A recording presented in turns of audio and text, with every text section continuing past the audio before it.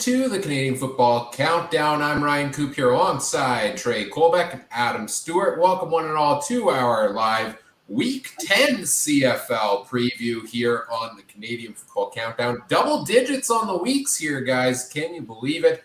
The season is rolling along. We're pretty much at the midway point here, and we've got a lot of fun things to talking about coming into this week. We are live on a variety of different platforms, all made possible by our presenting sponsor, Game Time TV. Learn more at facebook.com/GameTimeTVMB. Welcome to everybody joining us live. We'll be taking your questions and comments in the live chat throughout the night as well. Hello to everybody listening or watching after the fact. Also, before I bring in the rest of the panel, I do want to mention we are a proud member of the Canadian Football Podcast Network. And as always, want to acknowledge that the Canadian Football Countdown is brought to you from Treaty 1 territory, traditional territory of the Anishinaabe, Cree, Ojibwe, Dakota, and Dene peoples, and the homeland of the Métis Nation, as well as from Treaty 4 territory, traditional territory of the Cree, Saulteaux, Dakota, Lakota, Nakota, and Métis Nation. Now let's bring in the rest of the panel here this evening. In the middle of the screen, if you're watching the video, is the great Trey Colbeck. Trey, how are you tonight? Doing fantastic, boys. Like always, ready to talk football. And didn't have a great day with the track today. So let's focus on some football going forward. Yes, of course, Trey. A pretty good day on Monday on the racetracks. A good weekend of CFL betting this past weekend.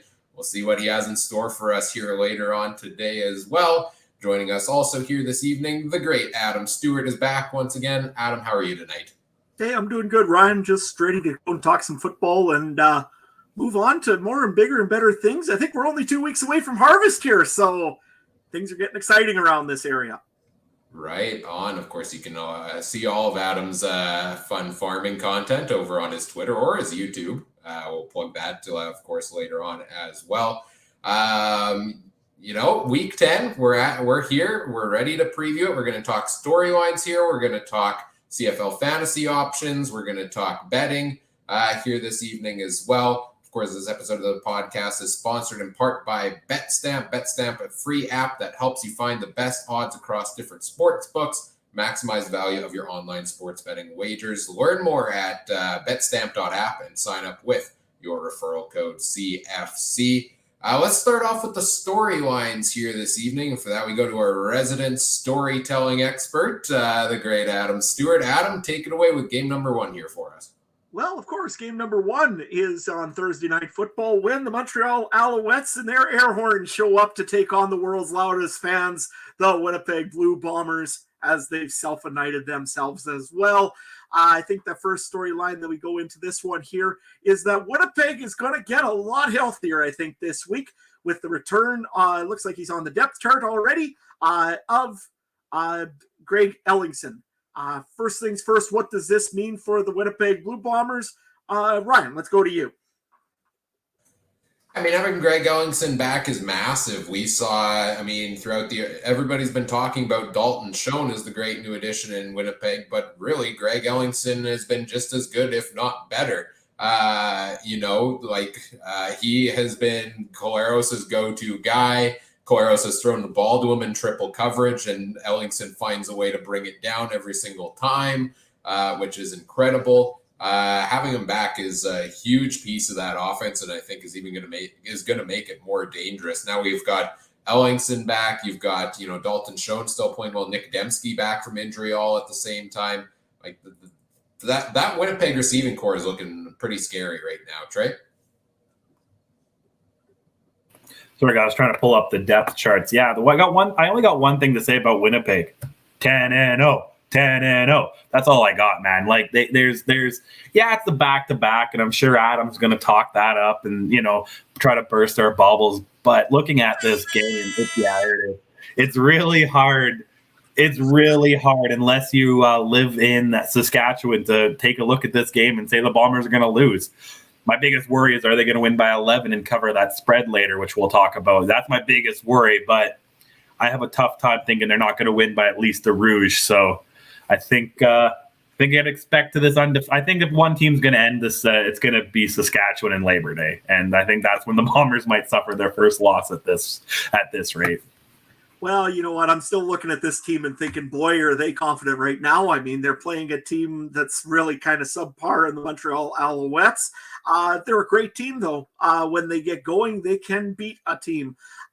We did see Dominic Davis also on the Montreal side of the ball start practices first game on Monday. I believe he actually was taking the starting reps. Is this a thing going forward, or did Trevor Harris already lose his job as well? Because we know that Vernon Adams Jr. is on the 6-game injured list. What's going on in Montreal in that quarterbacking situation, Trey? Sorry, who's on the 6-game injured? Vernon Adams? Is that what you said? Okay. Yeah, Harris is number 1 on the depth chart, so I'm not too concerned about it. It's probably just a TLC day. He probably got, you play that Winnipeg defense, I'm sure you want an extra day off, and then you need then you're going to see them again the next week. No, I think if he's going to lose his job, it's going to be to Vernon Adams, if possibly. I can't see them trading him not smartly. If they do, that'd be one of the worst trades in history, just below the Gretzky one, which happened, 34 years ago this week. So I can't see Vernon Adams going anywhere. To me, this is his team. I'm really confused about this. But Trevor Harris is on the depth chart. I believe I was even trying to trade for him today on our fantasy league, which I don't know why. When I saw that, I was like, no, I got to reevaluate my life a little bit here and maybe go talk to my therapist. But I think I don't know what to think about the quarterbacks. I don't know what's going on in Montreal. They made a bit worse decision in firing Kahari. Machacho's not doing much better. I don't know, Ryan, man. What do you make of this mess in Montreal?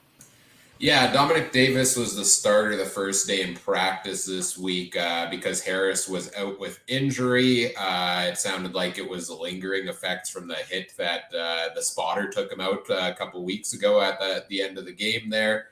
He played injured last week, and he's going to, whether or not he's 100% healthy, he's going to start again this week. So, when I first saw that news that Dom Davis was the starter the first day in practice, that took me a bit by surprise because I wouldn't put it past Montreal to necessarily go to the third string guy as their quarterback here. But it was just a maintenance day for him. Trevor Harris is the guy, and I think Trevor Harris is who Danny Machocha is going to have as a starter here going forward. I would still love to see Vernon Adams get a shot here. He is on the 6-game injured list, of course. He is actually out due to injury right now with, I believe, an elbow injury, if I'm not mistaken. So it is going to be a bit of time before we see him back, and it's going to be Trevor Harris here going forward, trying to find some consistency in that Montreal offense. Well, let's face it, consistency might be a little bit harder to come by with another bit of injuries for the Montreal Alouettes to talk about. Like we said before, Trevor Harris didn't have a practice on Monday, was limited on Wednesday as well. He also is joined by Eugene Lewis, who has been limited in practice this whole week with a hip injury. It doesn't spell very good for the offense over for Montreal as well. Seeing as Eugene Lewis is their top receiver right now, and Jake Wenicky has been, almost non-existent so far. When we look at the defense on both sides of the football, pretty well one-sided again here, more for the Winnipeg Blue Bombers defensive line. Winnipeg has a full defensive line going into this game here. Everybody looks like they're healthy. Jeff Coate looks like he's ready to rumble again. What do you make of this? And again, with Trevor Harris, is this going to be one of those matchups to watch, Ryan? I don't know, because I keep saying this every week about Trevor Harris not being a mobile quarterback and that the defensive lines are just going to eat him up. And I feel like they haven't really done so spectacularly. Like, the Bombers defense put up a decent day against them last week, shut them down decently well, but not quite to the extent I would expect the likes of Jefferson and Jeff Coate and Adam Bighill and the likes to do so. So maybe that's more of a credit to Montreal's offensive line, who I think is one of the most underrated in the league. But, certainly if the D-line can get through, like, you've got the playmakers there, throw Trevor Harris off of his game. I think we saw that a couple of times, especially in the playoffs last season, where a defense, Hamilton's defense got to them. They forced a couple of fumbles, and that really threw the tide of the game. So I think that's what you're looking at here. If Winnipeg, you can get to them early, especially with the home crowd. That could throw Harris off of his game here is what I'm looking at from the Winnipeg defensive side. Trey? Yeah, guys. I think it's actually looking at the nifty stats they have on CFL.com, though, Montreal's leading in a fair bit of categories. They lead in total yards per game by only 1.5 yards, but leading in that. They're leading in passing yards per game over the Bombers by about 13. They're also leading by 0.1 sacks per game. Montreal's got 2.3 and Winnipeg's got 2.2 this year. Winnipeg's got to put a little bit more pressure, especially on Trevor Harris, who's not a mobile quarterback. I think you got to push. We're going to talk a little gameplay here. You got to push. Jefferson's got to go wide, and the other guy on the other end's got to go wide. I'm escaping his name right now. Jeffco, the two end guys. They got to go wide and contain him. Thomas and Sales up the middle. I don't think you're going to worry about Trevor Harris doing any quick sneaks up the middle. And if he does, he's not going to get too far before Biggie comes in and closes on him, right? So you got to contain him. You got to, make him. If they're going to win, if Montreal's going to win, it's going to be through the arm of Trevor Harris and maybe some great defensive plays or special teams. We're going to talk about Phil Pott. He's been pretty hot on special teams. A guy like that could definitely swing the game. I want to see him on offense too.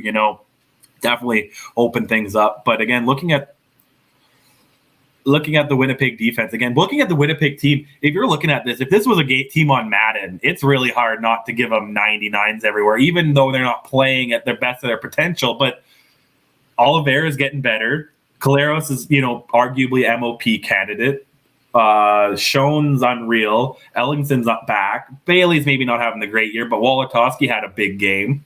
And then look at the defense. You're really not giving some of these guys 90s on Madden. It's hard to really find a place where this team can get better in Winnipeg. So, but I think again, Trevor Harris could throw the ball in to find some holes. So we'll see what happens on Thursday. It'd be interesting to see how many chances Trevor Harris takes as well with that defense coming down on top of him. Bombers lead the league right now in turnover plus minus at plus 11. Alouettes are -4. So, that's a big storyline to kind of keep an eye on as well, because Trevor Harris does like handing or throwing off the ball quite a bit. Another little quick thing to talk about is the penalty issue. For the Montreal Alouettes. We have to bring it up every week. I hate to do it because I know I'm going to have to bring it up in 3 games time as well. This being said, is there anything that Danny Machocha can do to stop these penalties from taking place besides starting to bench guys? Or is that really the only option here, Trey? He could pay the refs. That's probably the other option. No, yeah, penalties is a tough one. I usually put penalties on the coach. Yes, it's the players who are doing it, but you need to put that mentality and have that winning and that culture. And you're coming into Winnipeg, a place where we're proud of causing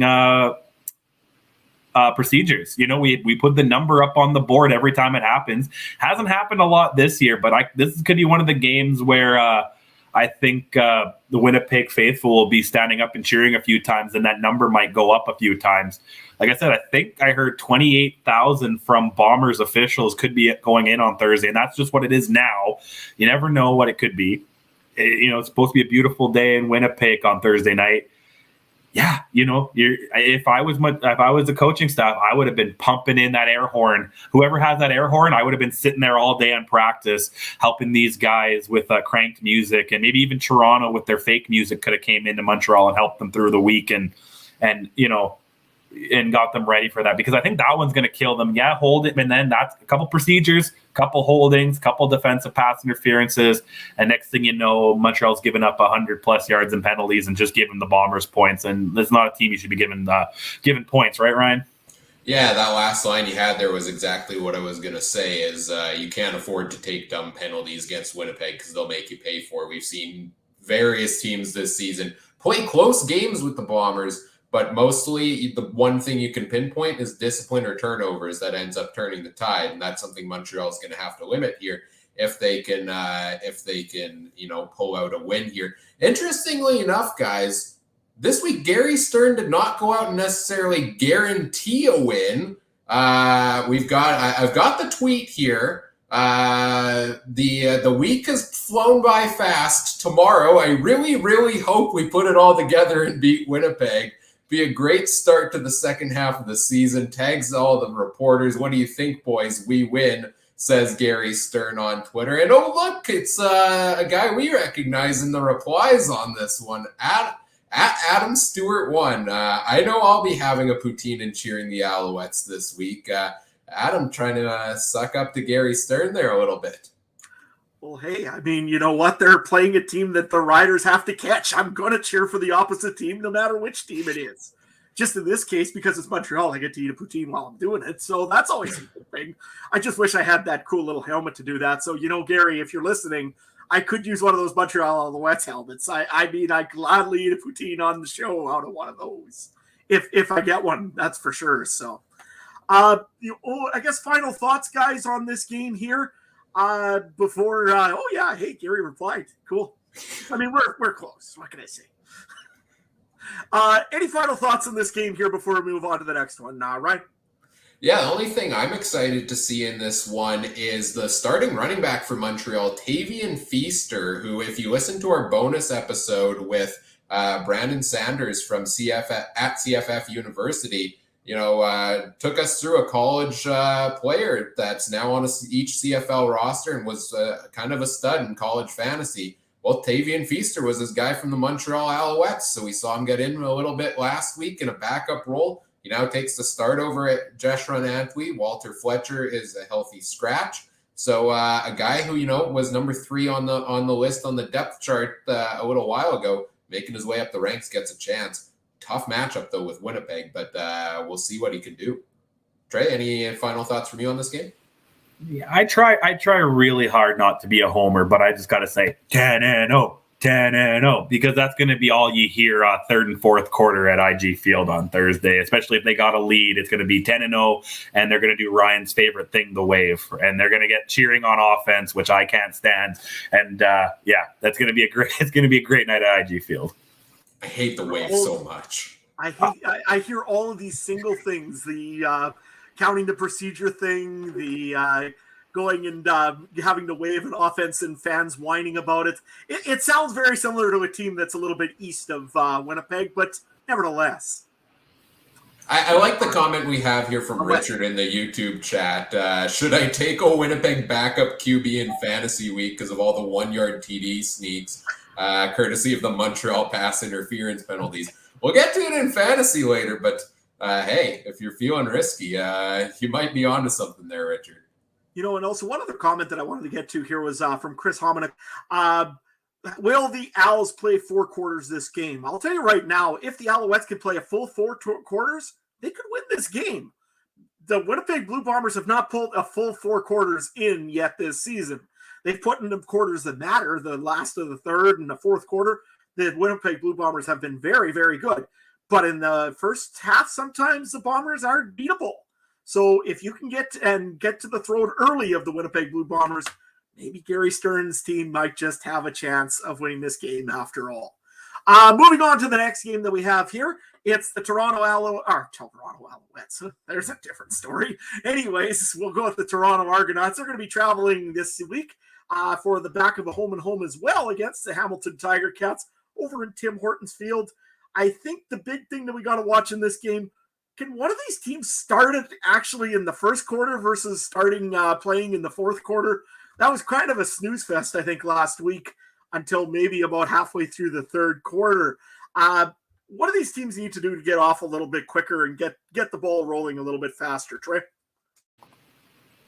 They got to run the damn ball, right? You got Andrew Harris, maybe arguably one of the greatest Canadian running backs, not running backs of the last 20 years in Toronto, and you got to run the ball. Like, that's how you get your offense going, and Hamilton's got to do the same with their guys. And I hate talking about the East versus East matchups. They're so hard to talk about, because when you look at the standings, Toronto's better. This should be Toronto's game. Yeah, it's the second one of a back-to-back, and Hamilton's going to have a packed field at Tim Hortons. I keep calling it Iverwin. I know it's Tim Hortons Field now. It's not the same place, though, isn't it? Like, basically. So, anyway, it's going to be a tough one. Again, this was another game I had a tough time looking at the line. I think Hamilton's favored by like 1 or 2, so it's basically a close to a pick 'em. I don't know. I think it's going to be it's going to be like last week. I think Hamilton lost it more than Toronto won it, and I think it's going to be the same thing this week. Whichever team wakes up on Friday morning saying, I feel like losing a football game today, that's going to be the team who loses, right, Ryan? Yeah, and especially Hamilton, that's the second time this year it seems they've given a game away. You go back to that one against Calgary that went to overtime earlier on in the season. It seems like, again, two teams that struggle to play 60 minutes, struggle to keep consistency of the ball. And Hamilton might be a little in tough here. I'm interested to see if the lines move as we go along, because starting quarterback Dane Evans is doubtful for Friday night, which means Matt Schultz comes in as the starter, which if that happens, I'm very excited. I liked what he did in his rare time in Montreal, and I'm excited to see what he can do with it. But, you're out, you're starting quarterback, you're out, Braylon Addison's out with an Achilles injury. I mean, you could go to the injury report for both of these teams, and maybe you were going there yet, Adam, here in this segment. But you can start scrolling through and then come back and tell me when you're done 10 minutes later, because that's how long these lists are for both of these teams. We saw like 10 injuries in the last game alone, and bad ones at that. I think these two we get into, a doubleheader now, then they get a break from each other, then another doubleheader coming up between these teams. I think part of it is just maybe play some safe football early on in the game, get whatever momentum you can early in the game, right? To move it a little bit, get some points on the board. And then you got to come out and play in the second half and make the adjustments you need to, especially with a close matchup like this. I think if anything, if the Twitter handles from Hamilton and from Toronto show anything, there ain't going to be no way taking it easy on the field if they play the same way that the guys on Twitter play against each other for their rivals during this game. So I'm just going to run through that injury report. Like you said, Ryan, they are missing some significant pieces here. Pappy White will be out with a knee or a back injury here. They can't decide if it's a knee or a back, apparently. Dane Evans, right shoulder, did not practice. He's doubtful for this week. Mike Jones is out, or questionable this week. Rib cage, and a lot of outs. Chris Van Zyl. Braylon Addison will be out for a long time, announcing today that he has an Achilles injury. You've also got Curtis Newton. You've got Brady Felmate. You've got Mason Bennett. You've got Anthony Federico, Kyle Wilson. You've got Anthony Johnson. Nick Cross, he's been a big piece of that linebacking core. Knee injury, won't be playing this week. And also Wes Hills, who just came back. He had a shoulder injury. However, he has been practicing, so he's likely to play this week, namely because I don't know who else is going to be able to play this week. If you look over on the other side of the football, the Argonauts, same thing. Lots and lots of injuries. I just accidentally hit the X button, so you have to bear with me for 1 second. While I pull that up once more here. But Brandon Banks injured this week, questionable, did not practice on Tuesday, but that was personal reasons, probably going to go. Juwan Vrexison has been limited in practice with a groin injury. You look at Andrew Harris has been limited with a wrist injury. Shaq Richardson, also questionable, didn't practice all week with a groin injury. Eric Rogers, again, did not practice this week with a quad injury. Also, Eric Sutton, questionable this week with a hip injury. So lots and lots and lots of injuries for both teams here. You're right. If there's a way of them maybe playing some touch football, flag football, might just work better for both of these teams. I think if we see that Brandon Banks is playing this week in Hamilton, what do we think on Brandon Banks doing something this week to start getting his Argos career started up against the Hamilton Tiger Cats? Are you guys thinking Brandon Banks this week? Right? I don't know, because he was the backup last week, right? Because Eric Rogers came back into the lineup. It's a very full wide receiving course over in Toronto. You've got Eric Rogers back, Varus Daniels, Markeith Ambles. You've got Cam Phillips is coming on strong, Curly Gittins Jr. Like, Brandon Banks is going to have a hard time fitting into a starting role there. It's interesting. You look at the fantasy prices, and his seems to keep dropping and dropping. Could we get to a point yet this season where Brandon Banks is a $2,500 value play, which would be absolutely insane to see that happen? I've been waiting for him to get in for a game against Hamilton here. I feel like they have to. one of these days, and you know, it seems like a guy that might be riled up, a little extra motivated in here. I could also see all of these, you know, both of these teams doing a lot of lineup shakeups over the next month or so for all of these matchups, you know, to try to gain a little bit of an edge. Oh, they're used to seeing this. Well, now let's throw this guy in. So I don't know if this is the week necessarily for Banks, but I'm hoping we see him back in a starting role and having a good game one of these weeks against his former team. Trey? Yeah, I hope he can perform, but I don't know if he is. Like again, he's probably going to be second on the depth chart. He did see some time, but I think the most screen time he got is like when he should have got an offensive pass interference last week, right? And the rest let that one go. And then other than that, he had a couple of catches maybe. So I don't know. He should have a game. I don't know if he will.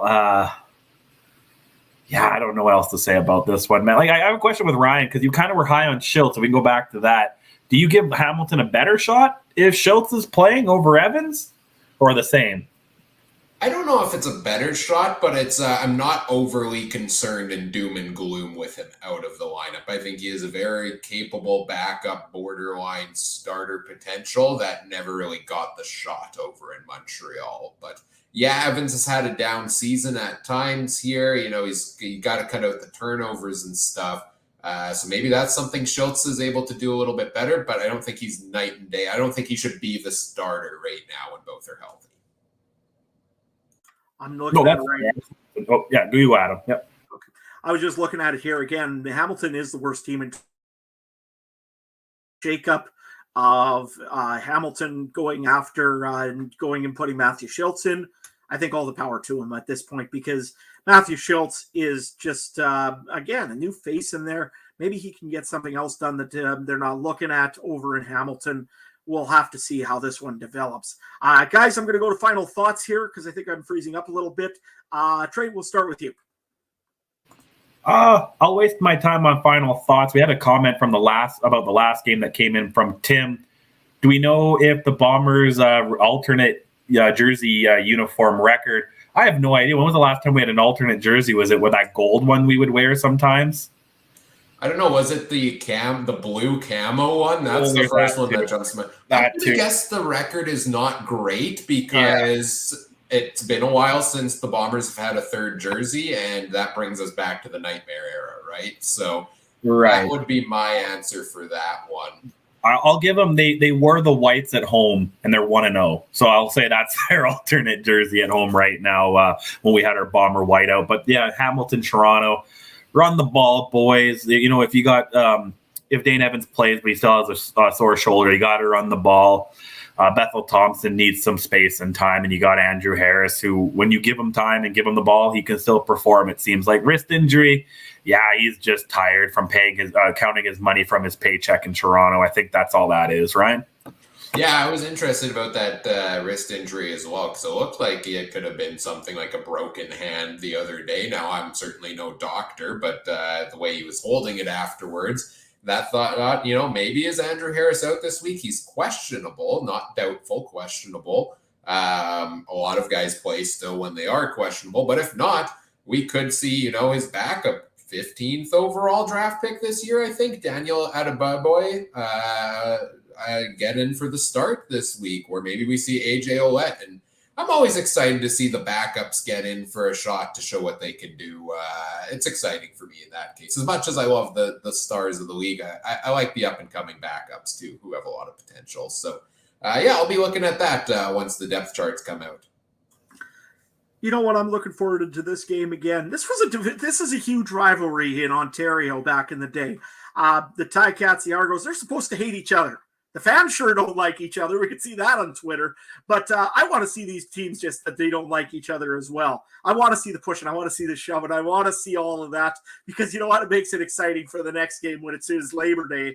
And let's face it, we all talk about the Western teams in the Labor Day. I really want to see this Eastern team get ignited once again. Hamilton fans, people are saying Toronto fans are the loudest in the league. Go and prove them wrong there in Tim Hortons field. I'm just trying to stoke the flames a little bit here. Moving on here, I guess, to the next game, which is probably been anointed as the game of the week. Nathan Rourke and the BC Lions are going to head out, and the student is going to go and try to take on the master, I suppose. You can decide which is which. Bo Levi Mitchell and the Calgary Stampeders. Ryan, here's your 45 seconds to a minute to explain why Nathan Rourke should still make the Hall of Fame after this game. Well, I mean, if he does what he did last week over again, then I think you have to, right? Like, if he can keep putting performances up like that, it's a no-brainer in my opinion. But this, on a more serious note, this might be one of the bigger tests for Nathan Rourke this season. We keep talking about he's got to, one test. I don't think he needs a test. I think he's legit, and I think he's proven it, and I think it's dumb to question whether he is at this point. Like, you can't deny the success he's had so far this season. But Calgary, is a better squad than some of the other squads they've, run all over here. So we saw against Winnipeg's defense him have arguably maybe his worst game of the season. It wasn't bad. It just wasn't his best game. And Calgary's right there up there in the standings as well. So I think this, if you're going to talk about tests for Rourke and the Lions, this is the next big one up here. And I'm really, really excited for this game, Trey. Yeah, we want to talk about wrist injuries. Nathan Rourke's going to have one after he gets paid, $800,000 plus next year, or his NFL contract. But I'm looking at the other side. I think we know what we're going to see with Nathan Rourke. I want to see what we're going to get with Bo. Is he, he's a guy who plays with swagger and always has a chip on his shoulder. You never know what you're going to get with him. Is he going to have an extra motivation to say, no, I'm better than this young whippersnapper, and I'm the face of the league. I'm still here. It kind of gives me Brady versus Mahomes kind of feeling. You know what I mean? And a little bit where you got the young guy. Mahomes, I guess, isn't that young, but maybe a couple of years ago when Mahomes and Brady faced off, you got Brady, the undisputed best GOAT, and then you got the up and comer Mahomes who can do things. And I'm excited for this one, and I'm almost more excited than this one than maybe BC Winnipeg. It's should be a good one. And again, interesting looking at it. BC wins in a lot of totals, but Calgary has a few more rushing yards per game, and I think that's going to be a big key. And I think it's going to come down to defense. Yeah, we know that they're missing.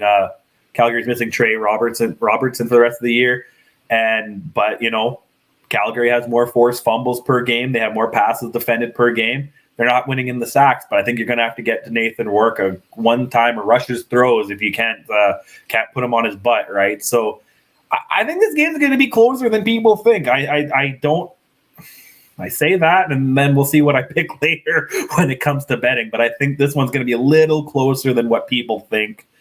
Adam, maybe you guys can answer this question that just came in. Is Kadeem Carrie playing this game? Is he out? Well, if I take a look at the injury report right now, I would not bet on Kadeem Carrie maybe playing this game. Hamstring injury, did not practice on Tuesday. Wednesday, he was limited in practice. I would think that Calgary would want to try to play him if they can, because he's a big part of that offense for the Calgary Stampeders. And you've seen last week, yes, Dietrich Mills did do very well in a quick substitution for Kadeem Carrie. I don't know if he can do it twice in a row like this, like Kadeem Carrie can manage to keep that football moving for Bo Levi Mitchell as much. Another piece also in the injury report this week, Malik Henry, quad injury right now, did not practice and limited on Wednesday. We also take a look at Jameer Thurman, linebacker again. They're getting very thin in linebacker over on the Calgary side with, again, like you said before, Trey Robertson out for the season with knee surgery. And also now you don't have Jameer Thurman in there as well. Over on the BC side of the football, Keon Hatcher has got a shoulder injury. However, he did practice all week. James Butler also has an ankle and rib injury. I think that's more of he's banged up a little bit. He'll probably be fine to go, I would think. But he did not practice on Tuesday, so that's the thing to keep in mind. Another notable name also is Shea Ross, wide receiver, hip injury. Did have full practices, though. Should be good to go for game time on Saturday afternoon. We go over to the Calgary side of the football. Guys, what are we seeing right now out of this Calgary team that we need to see something a little bit more of? We didn't see much last week for Bo Levi Mitchell against the team that he really should have lit up being the Ottawa Red Blacks. I know that Ryan's theory was that Ottawa has some sort of voodoo magic over top of the Calgary Stampeders. But Ryan, what does this offense need to do to get going again? It needs to start getting on the same page, because right now it's absolutely not. And I think they acknowledged it on the TSN broadcast this past weekend that Kamar Jordan, Reggie Begelton, they should be top 5 receivers in the CFL on the season. And it's not happening right now. Week after week, we see Bo and them just not connecting properly like they should. You know, we've talked over the last week, preseason, we were all skeptical on Bo Levi Mitchell. The first couple weeks went along. We gave him credit for coming out there. He had a few good games. Sure, I'll give him that. You know, he's been delivering wins. They're a talented football team. They've only lost to the team that's undefeated. But then you look at the stats. You guys know Bo Levi Mitchell has the second lowest completion percentage among starting quarterbacks in the CFL. Only Taylor Cornelius is lower. He's averaging 60%, 62.4% of passes completed. And through 7 games on the season, 7 touchdowns and 4 interceptions. Like, we're talking about one of the best quarterbacks of the past decade, arguably the best quarterback of the past decade. And he's averaging 1 touchdown per game. Like, that's just not cutting it from the offense here, from the passing game. And yet, you know, even Malik Henry stepped up early in the season. Big games there from him, but he's been quiet the past couple of weeks as well. It seems, you know, they had momentum early in the season. Now it's almost the defense and the special teams are stepping up more. So my big thing here is Bo and his receivers got to get on the same page. Right? You know, I hear what you're saying, but then I go and say, why do we forgive Winnipeg? That we seem to forgive Winnipeg a lot more, and they're 9-0, and Calgary is still 5-2. I'm sure Adam would have been happy Saskatchewan was 5-2. I would have been content with a 5-2 start, and you know what I'm looking at? Yeah, he's not putting up the yards. He only has 4 interceptions. That's half of what Zach Collaros has, and you know, Nathan Rourke has 2 more interceptions at 6. Yeah, he's got 21 touchdowns, but Bo's being Bo. And like I said, this gives me Mahomes kind of Brady vibes. We've seen years where Brady just can nickel and dime it and somehow win a Super Bowl. And then you have Patrick Mahomes going out there doing Superman dive jumps and coming up short. You know, it's a quarterback's a veteran position at times. And Nathan Rourke, I think, is a guy, you know, in if he's still in the league in 5-10 years, we'll be talking like he'll be the Bo then, but is Bo who's the Bo now? It's still Bo. So I want to see Bo. See, it's a tough one. It's another tough one. I think Bo is gonna Bo Levi this game, and I think he's gonna. That's how Calgary needs to do it. They need to do what they've been known to do over the last decade, and just suffocate the other team and chew up yards and chew up time of possession and. You know what I mean? I don't know. This one could be a 40-40 or it could be 14-13. I could see it either way, you know. Tough defenses. I don't know. You know, it's a tough. I really hate this one too, guys. I don't want to get. Can we just leave the betting one this week and just go? No. I really can't. This is one of the games. This one and the last game were 2 of the ones I have real difficulty with. And, oh man, I'm gonna be throwing beer cans at my TV on Saturday for sure, aren't I? Well, I wanna jump back in because I like what you mentioned about, you know, Winnipeg very frequently doesn't have an explosive passing game. This year maybe a little bit more than previous seasons, but they get the wins. And yeah, I think we're seeing a lot of that from Calgary as well. And it's not necessarily a bad thing. I think they're in the position now where they don't need Bo Levi Mitchell to throw 350-yard games to win because they are a good football team across the board in a lot of ways. But you take how good they've been with the way Bo has been playing the past couple of weeks, and if they can get on the same page, I would say more games than not this season, they've won in spite of Bo Levi Mitchell, not because of Bo Levi Mitchell. So if they can, you know, explode offensively here yet, on top of that, like that's just going to take Calgary to the next level and compete with Winnipeg for the top of the standings the rest of the season. Yeah, but to add to that, but could we not, again, we could say the same thing about Collaros. You know, I don't think the Bombers have won all like maybe a couple of games, but not every game we haven't won because of Collaros. You know what I mean? True. You know, so, and that's what I mean. And Collaros found a way to somehow beat Nathan Rourke, you know, so I don't know. It's a tough one. Adam, what do you think? I'm looking at this here, and I actually got one more question for both of you instead of answering that one for you. I've heard it on a few times now from a few different little radio stations around here and from a few national products. Is the quarterbacking in the CFL just kind of not what it should be right now? Now, save Nathan Rourke. I mean, obviously that's an exception. But you take a look at the CFL quarterbacking situation all over the place. Well, Levi Mitchell hasn't played up to his usual standards, as you've just described. Zach Collaros, he's, again, good game manager. Don't know if he's that guy that'll take you out and win a game just because of Zach Collaros. He can do it once in a while, but he doesn't do it every game, right? Cody Fajardo, same thing with the Riders. If he has the help, he's fine. Otherwise, he's not that dynamic quarterback that you expect. Like, he's no Mahomes, he's no Brady. One of those guys that could just win the game on his back alone.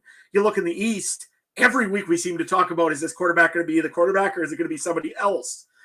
Pretty much with any team in the East, I don't have to pick which one because they're all been talked about. Even McLeod Bethel Thompson, we've talked about Chad Kelly on this program quite a bit. So has the quarterbacking in the CFL gone quite a bit down from what it used to be back in the day when you had the Dickinsons, the Joneses, the Durants, Calvillos, the Ricky Rays, all those kind of things? Has it really gone down that far, or are we just kind of in a transition period? And then we got to move on to the next game because Ryan will kill me if I keep talking storylines. Trey? Yeah, we'll blame the stupid hash marks. They moved them in and now quarterbacks are throwing more picks. I don't know. Because, looking at it, there's so many picks. Nathan Rourke, Ryan's golden boy, has 6 interceptions on the year, which sounds like a lot. Dane Evans has 10. Collaros has 8. Bethel Thompson is 6. Fajardo has 6. And like I said, out of most starters, Bo Levi has the least with 4. Seems like a lot of interceptions this year. And I don't know what to chalk it up to other than what's the one thing that's changed from last year? The hash marks. So I don't know. I don't know what else to say other than that. So I don't know. Do we want to say quarterback play has gone down, or do we want to maybe say the athleticism of the average defenders went up? I might go up with that because it's not, we have this idea that cornerbacks and defenders sometimes maybe get their positions because they can't catch or whatever. And actually it's usually receivers get their positions because they can't tackle, and then the cornerbacks are the better tacklers, but they can still catch pretty good. And we see a lot of defenses, Winnipeg, Calgary, and BC included, that they like to take the ball. So I'm going to go with the defense is better more than quarterbacks are worse, right? Yeah, and this is a trend that we saw last season as well, coming out of the pandemic last season. Last season, the offenses were even worse. I mean, I don't have the definitive stats on me, but I think the offenses across the board are better this season than last year. But last year was a rough year for the offense. The folks that love, high-scoring games, they just didn't come. And like you said, Trey, I don't know if it's necessarily that the quarterbacks are getting worse as Adam switches hats here. A nice transition there, Adam. I like that. Very smooth.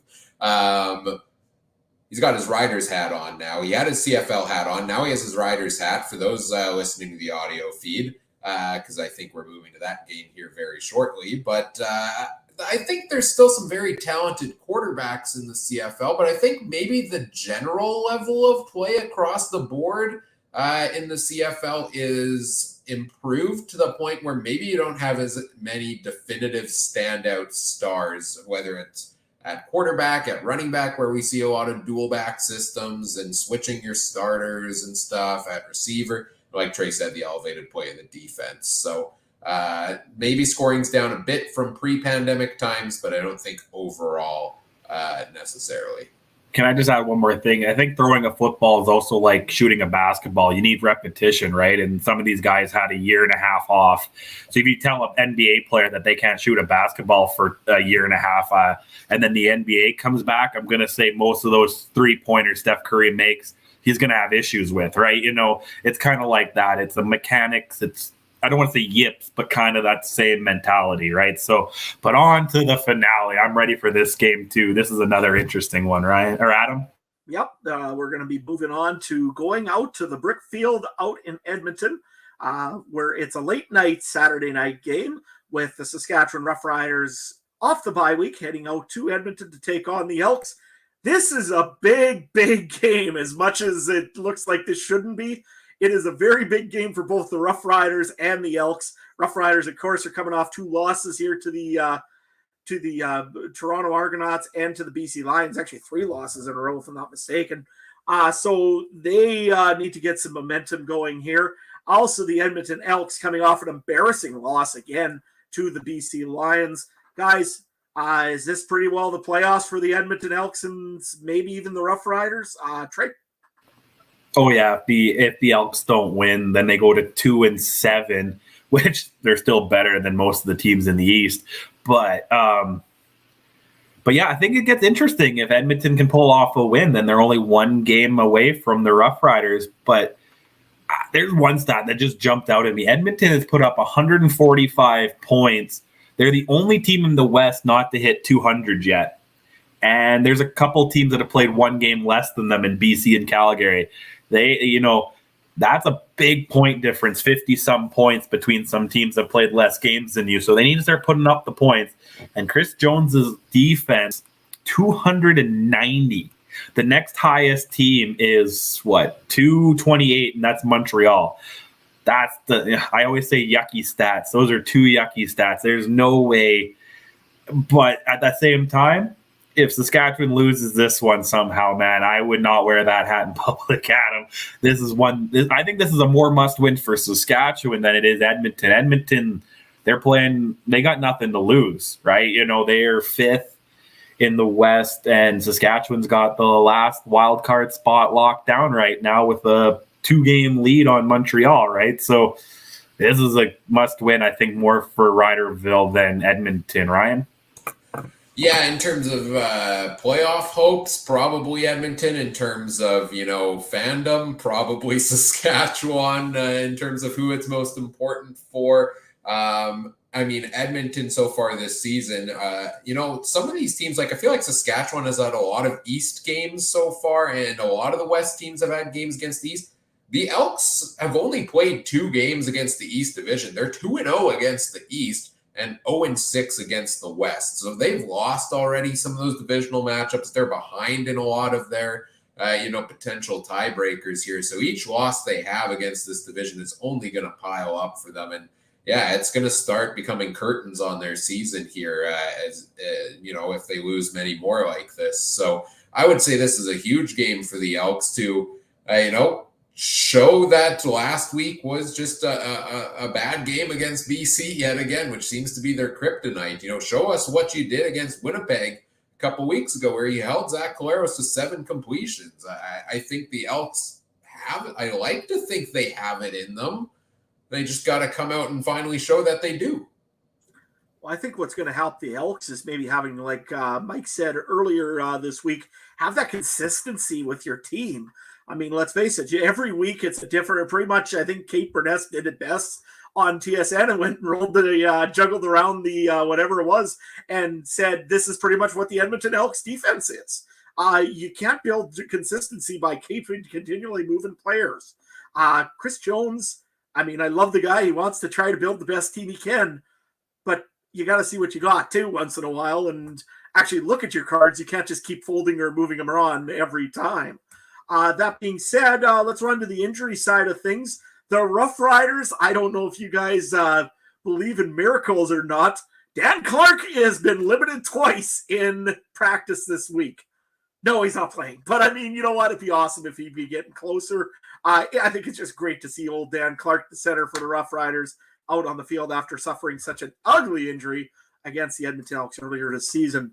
Jake Hardy has a shoulder injury, be limited in practice. Frankie Hickson, still a little bit of illness, probably even practicing, but maybe not feeling 100%, I suppose. Mitch Picton also back, limited in practice, though, ankle injury. Another big piece, though, for the Roughriders is Pete Robertson, looking more and more likely to play on Saturday night, which would be a huge piece for the Saskatchewan Roughriders to get. Another guy that I don't see on the injury list is AC Leonard. I think they may have moved him over to the 6th game. I'll confirm that when I get a chance. Over on the Elk side of the football, some injuries as well. Dion Lacey has been at practice full, but he has been a healthy scratch, which is kind of strange, but okay. Jordan Reeves also limited with a knee injury. And also David Beard, the offensive lineman, limited with a shoulder injury in the first practice this week as well. I think the big thing that they were going to be looking for here from the Saskatchewan Roughriders is how much can they get to the quarterback, Taylor Cornelius. Last year when they played the Riders, Cornelius couldn't get nothing going. He was throwing interceptions because he was so worried that he was going to get hit by one of the Saskatchewan defensive linemen. Had a terrible game against them. This year, of course, he didn't play the first one. I think it was mostly he. I believe that time it was Nick Arbuckle still. What does the Riders need to do to be getting into that backfield and getting all over Taylor Cornelius, Ryan? So I did just double check while you were speaking there. So yes, AC Leonard is now on the 6-game injured list. One piece I wonder if they're getting back soon, I was just trying to look this up, is I believe they're very close to getting Garrett Marino back here in the lineup from his was it a 4-game suspension? One more week until Marino is good to go again here, it looks like. So they'll be getting a nice piece back, assuming he can, stay disciplined on the and play and focus on playing legal football on the defensive line there. Saskatchewan getting some pieces back from injury. I think Taylor Cornelius, there's a lot of skeptics still out there on his abilities to be a starting quarterback. And if you can get to him and get him off his game early on, I think that's something BC did really well last week against the Elks. Was Edmonton had very few opportunities to run offensive plays. Like they ran the ball 6 times on the night. It feels like they had 3 drives in the first half only or something like that. So if you can force a couple 2-and-outs, don't let them get into a rhythm. You should be able to coast most of the night, you would think, if you're the Riders in that scenario.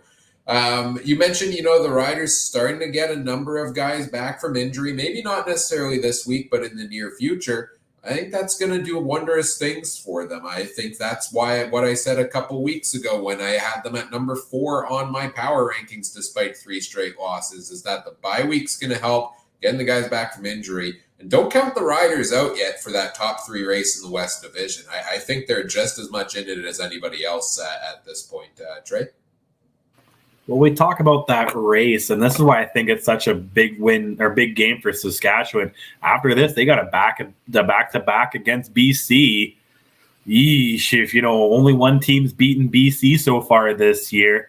And then during that time, Edmonton plays a back-to-back against Ottawa. Did we not say Edmonton's undefeated against the East right now? So, yeah, that race in the East, I think the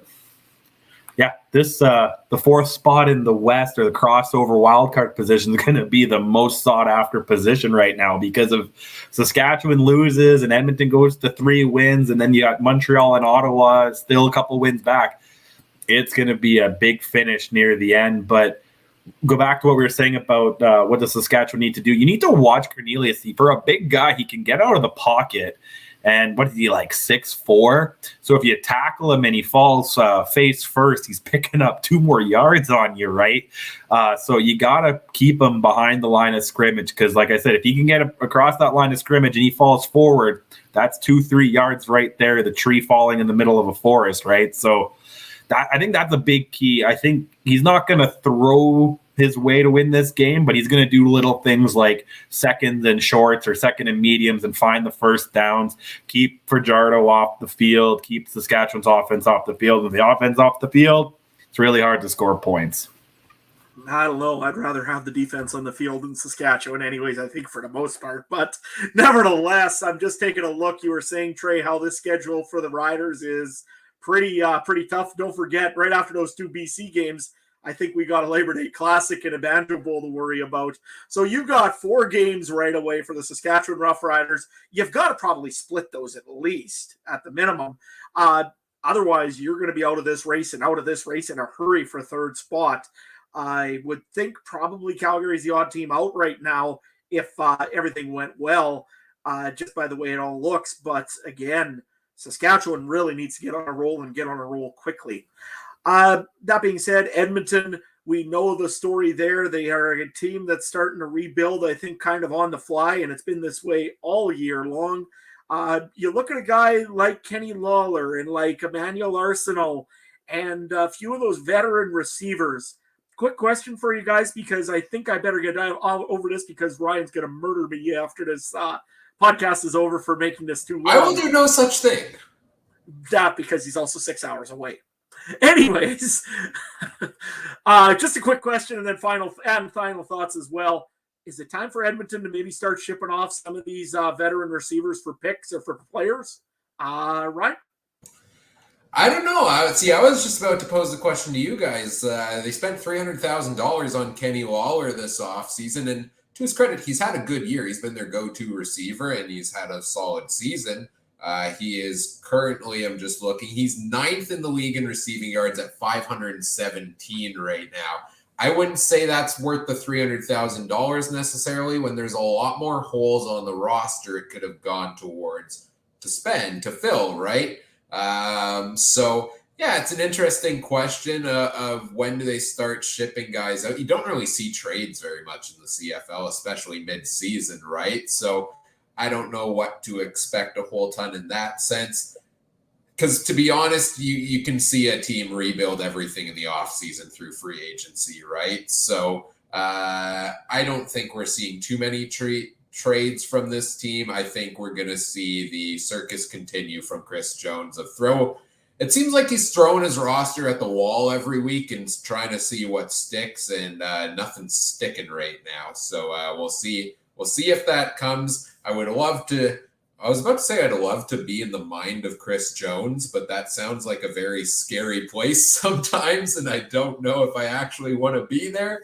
But I would just like to know what his plan for the rest of the season and going into next season is here, because it seems like they're trying a bunch of things without a clear plan of turning this team around right now. Trey?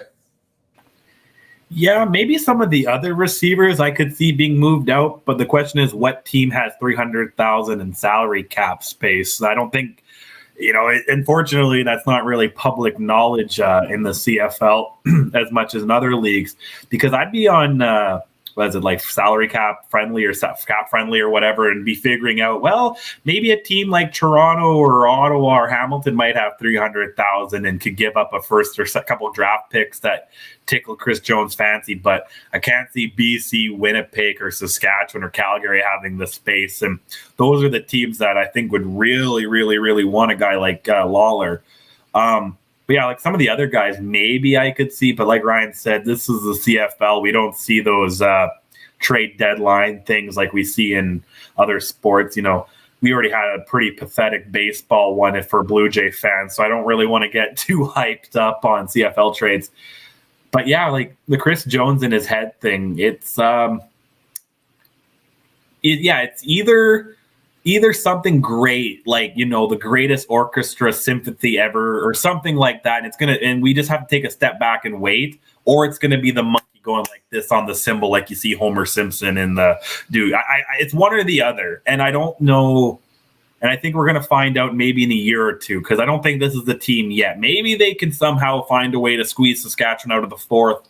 I don't see them any higher than that. And I don't see them. Well, they play in the East in the playoffs, I guess, but I don't see them beating Winnipeg, BC, or Calgary come November time. I have a tough time seeing them even beat Hamilton and Toronto come November time. So I think this is a next year or next 2 years team, but we'll move on. Yeah, no, I'm looking at this team too. And, I'm just looking at one thing, though, and the reason I brought up trade was you've got a quarterback in Montreal right now that needs a new home, essentially. You're not probably going to play Vernon Adams Jr. I mean, let's face it, it's not going to happen. You've got also a receiving core that has one piece in it right now, because it's kind of all the Eugene Lewis show in Montreal. Could you imagine a guy like Kenny Lawler over there, or maybe a guy like Manny Arsenal to kind of lead some of these younger guys into there? And again, you get a good quarterback, which I think Edmonton, if they got a quarterback, they might not be a terrible bad team this year. I think their biggest problem is, Chris Jones chopping wood in the top of his head all day, and I'm sure that's what's in there, Trey, is him with a guy with a lumberjack thing just sitting there and hammering on wood. But I think also that I think that they really needed a quarterback, and now it might be a little too late. But if you have a guy like Vernon Adams, you can start building maybe towards and around him. Maybe a trade makes sense. But, hey, how do I know what the upper-ups are thinking? Yes, Gary likes my tweets. He doesn't tell me his game plan. So let's move on, I guess, over to fantasy and the fantasy king, Ryan Coop. Yeah, quickly to qualify, what I was saying about Chris Jones and throwing everything at the wall. A lot of that's been due to injury, and the Elks are finally getting healthy, so maybe that brings some consistency down the stretch was the only other thing I wanted to note on there. But let's move on to talk some CFL fantasy here. We've gotten through our 3 weeks of CFC Civil Wars, so we have no head-to-head matchups for the rest of the regular season here, which means we can openly discuss our fantasy picks with one another. Of course, we play in the CFL Podcast Fantasy League. This week's matchups, I've got Mike from Podsky Wee Wee. Trey, you've got Joe from Rouge, White, and Blue. And Adam, you've got Superfan Mike from the Turf District. So you guys got some tough matchups this week. These are the second and third place teams you're facing, and I mean, I root for you guys every week. You're not facing me, but I extra root for you now because I would like a bit of extra padding at the top of the standings. So if you can please take them down for me, maybe we got to do a group huddle on Thursday to fill out these lineups here.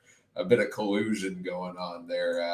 No, of course I'm kidding. Let's take a look at our fantasy players for this week. Of course, you can follow that fantasy league at CFL Pod Fantasy on Twitter. Let's start with the quarterback options for this week. The most expensive one on the chart is Nathan Rourke, who, by the way, CFL fantasy pricing is just stupid. Like, it's downright dumb and makes no sense.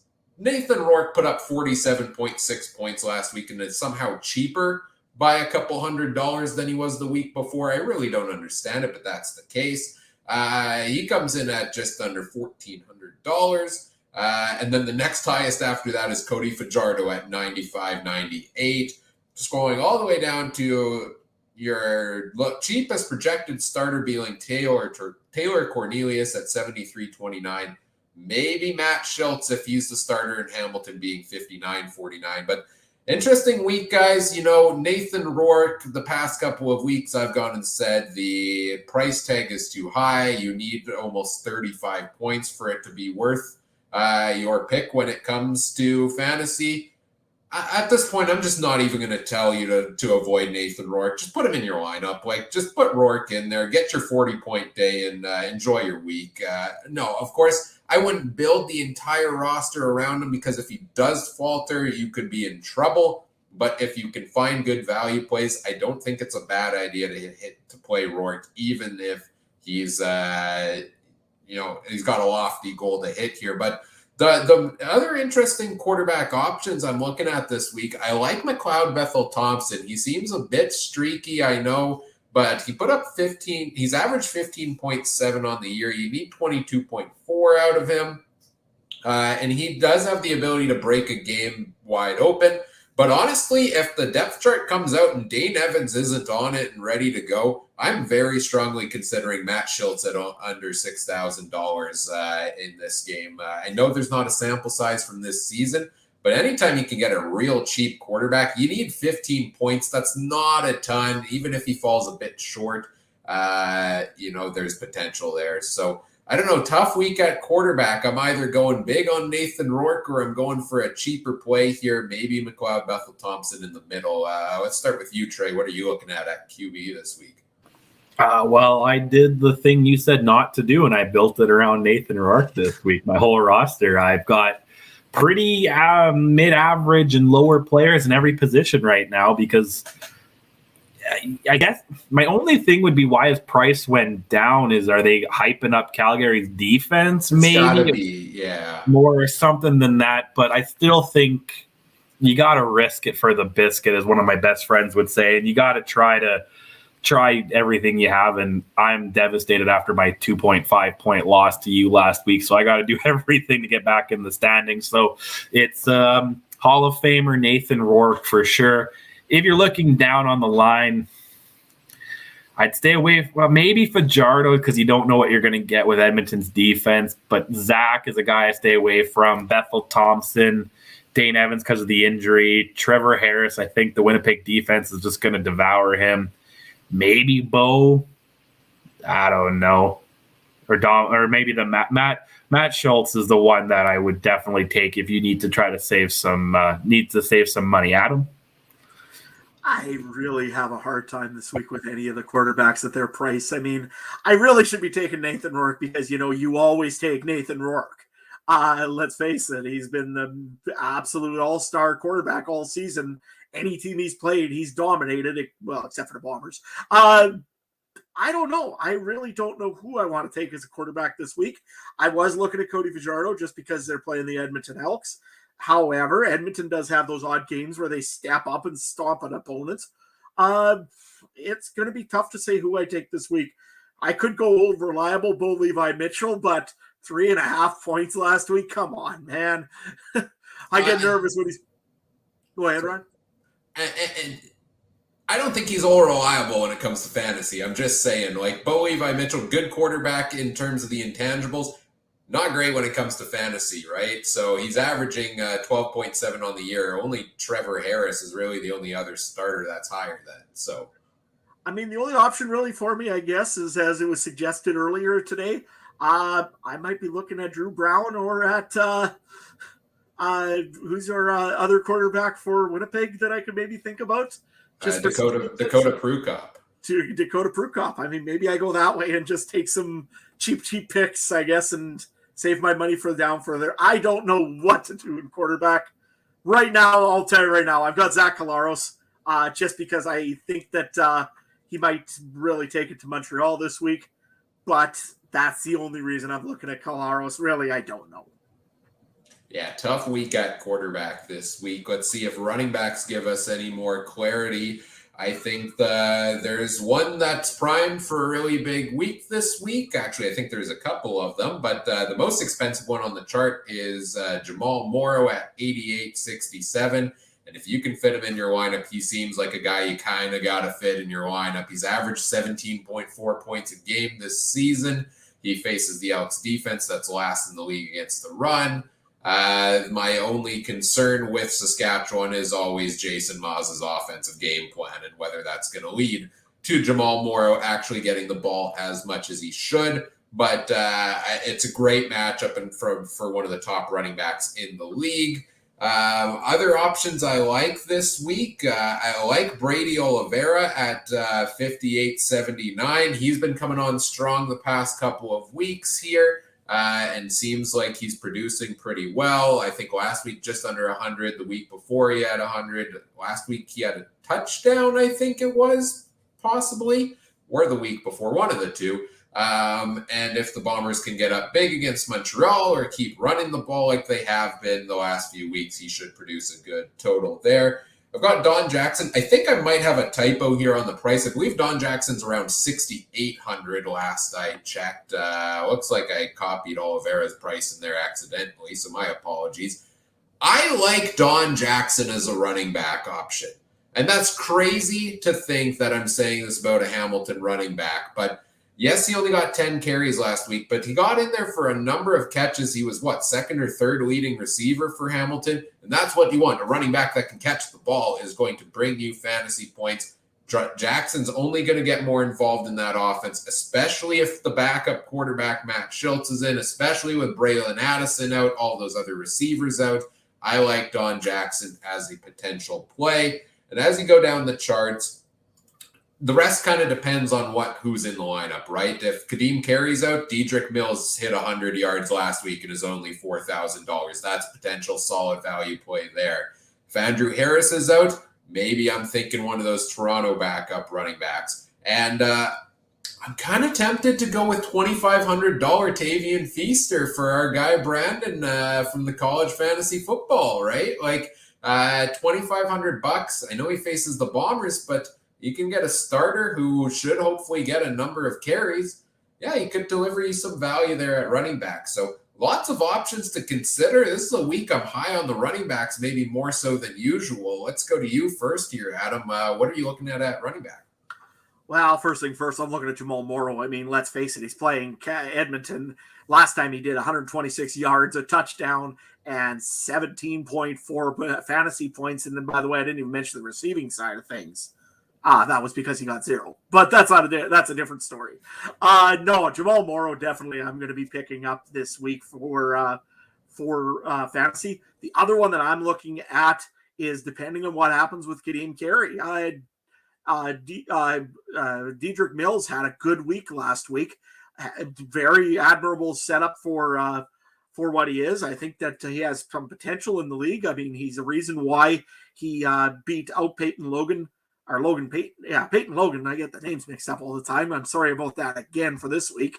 So he did beat him out in training camp, and there was a reason why. He looked very good against the Ottawa Redblacks. Was really the only piece that looked good against the Ottawa Redblacks. So if he's in and playing and starting, I'll probably pick up Dedrick Mills. If he isn't, I'm going to look at some adjustments then and try to figure out where I'm going to go this way. I might go a little bit cheaper. I might even look at one of the Winnipeg running backs, which I'm pretty much forbidden for doing, seeing as I've got Trey forbidden in the Saskatchewan defense. Trey, who do you got? Oh, I forgot about the Saskatchewan defense thing. I'm going to have to readjust a little bit. We'll talk about that later, defense. But I forgot. But anyway, first running back, I agree with Dedrick Mills. Again, it all comes down to what the depth chart says. But even still, they might do a 2 running back system, and that could be okay. For my other running back, man, I'm going to go with what our boy Brandon said. Back-to-back shout-outs I'm giving him this week. Feaster, man. We can't have a guy come and talk about college fantasy and then completely ignore him all year long, right? We had him on here for a reason.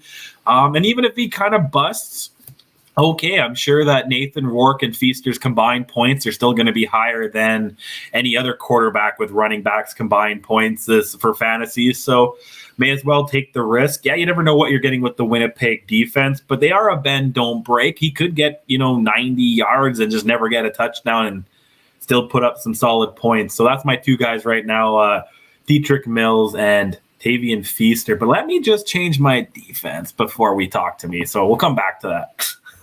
Yeah, and the thing about Feaster is like in $2,500, you need 6.3 points to hit a decent value out of him. Last week, he was the backup, and he put up 2.3. So even if he does just what he did last week, it only puts you kind of 4 points behind the 8 ball there, right? So even if it's a rough week, a $2,500 player for a rough week for them doesn't ruin your week, so to say. So worth taking a chance on potentially if you have other good plays available. Let's take a look at wide receiver here. I'll scroll through the chart here. All the available options for those watching the video feeds. As you guys tell me first who you've got in your lineups at wide receiver. Trey, we'll give you a bit of time here to readjust, and we'll go to Adam here first. Adam, what are you looking at receiver this week? Well, first pick I'm going to probably take is Keon Schaefer-Baker, just because I don't know if Kyron Moore or Shaq Evans is going to go this week. I think maybe one of them will, and we'll wait to see the depth chart on Friday. But at the moment, I'm probably going to go with Keon Schaefer-Baker for one of my picks, just because he's had a consistent year. I mean, last week against BC, or the week before against BC, maybe not so much. But it seems like Cody does go to him when he can. I think he'd be up a pretty good pick. Another one that I'm actually going to pick, which is on the Winnipeg Blue Bombers, is Drew Tarsky. Had a pretty good game last week. I think he had 11 some points last week, 14 points actually. $3,983. I can't afford Dalton Schoen anymore, apparently, because they decided to put him at $6,800. Those days where he was $2,500, you knew they weren't going to last, so you had to go with him. And I've still got enough money that I'm probably going to look at one of the BC Lions receivers. I just don't know which one anymore because they're all pretty valuable. Keon Hatcher is probably still my more reasonable one. Same thing with Katoy. Javon Katoy is probably pretty reasonable as well. But that's what I'm looking at right now. Or I might just pick up Mitch Picton for real cheap and then see what I do up in the running back side of things. Trey, how about you? What are you thinking? Don't forget Deron Carter, 4,410. He might put up some points. No, right now, for sure, I have Dalton Schoen. I think I've had him every week. I'll have to go through my history. I don't care how much that price goes up.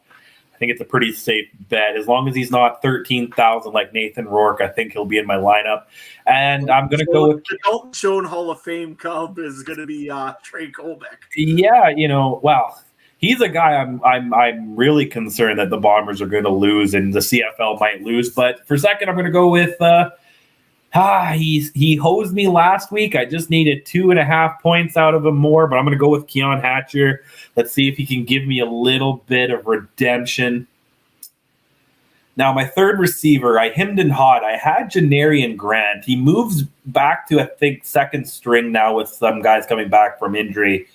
But, that return game, he had a nice punt return. He always has good kick returns, and those points count. So, that's always interesting. But then you did make a good point for Roller Tarsky. He had a good game last week. I don't know if you guys heard him on Mic'd Up. He was pretty fired up on Mic'd Up this week. I met him once. Great, funny guy. So between those two on there, but I'm for sure Schoen and Hatcher. I think I'm leaning toward Grant. I just think that the special teams potential outweighs what Woller Torski can do. Yeah, there's a couple interesting options this week. First of all, Dominic Grimes jumped up in price after his hat trick. He's now the second most expensive receiver behind Eugene Lewis. Adam, you mentioned a lot of the BC receivers. Yeah, I'm struggling with which one potentially to fit in a lineup as well.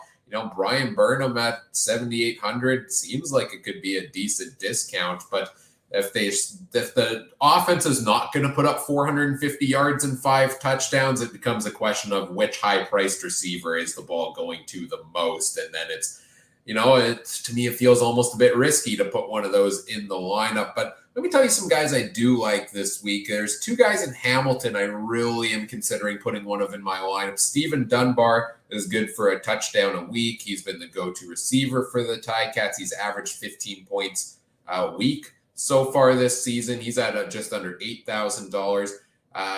And Tim White is at 6,700 or so. He's had a rough last 2 weeks, pretty down numbers for him. But Tim White plays his best games through last season and this season when Braylon Addison is out of the lineup, because that's a big target that's out of the way. So I'm expecting him to jump back to what we saw earlier this season. I like Dunbar a little more for the consistency, but Tim White's one of those guys I'm really strongly thinking of taking a chance on a bounce back this week. Of course, Dalton Schoen seems like he's a gimme player every single week.